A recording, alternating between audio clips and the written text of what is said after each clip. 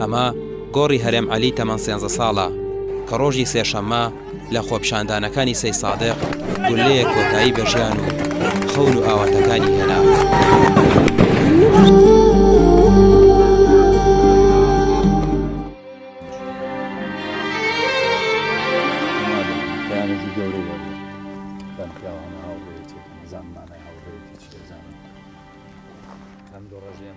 نەماتوانین سەردانی کاگە هەرێم بکەین ئەوە تا هاوڕێکانی بێت. بۆچی سەردانی ئەی ڕەفیقمان خۆ نابێم بۆ دای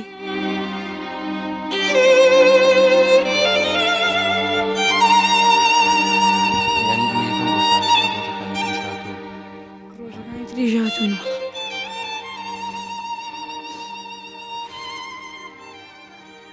چی پێیاڵێن مەسەلەن ئێستا بە هەرێم ئەنی ئەوە ڕەفیقی ئەو بوون بەردەوام لەگەڵ یەکا بوون؟ ئەی نازانم بڵێم چی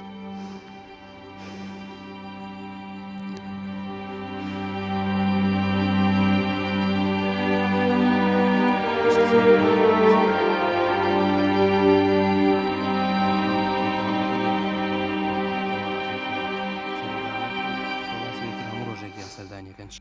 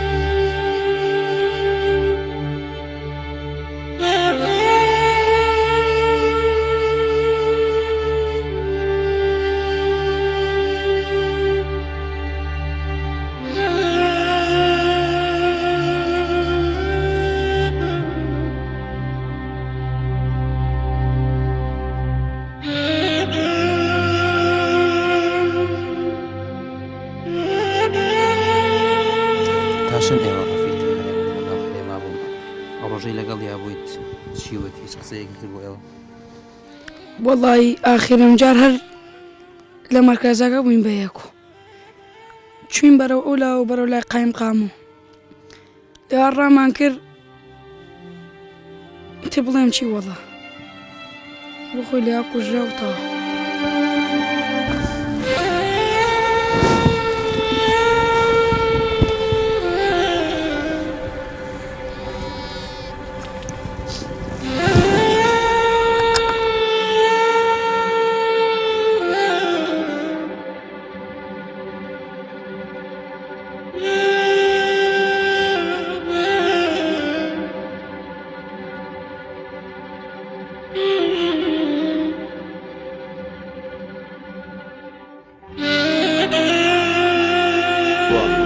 هەرێم تەنها 13 ساڵ بوو ئەو دنیایەک خەون و ئاواتی هەبوو.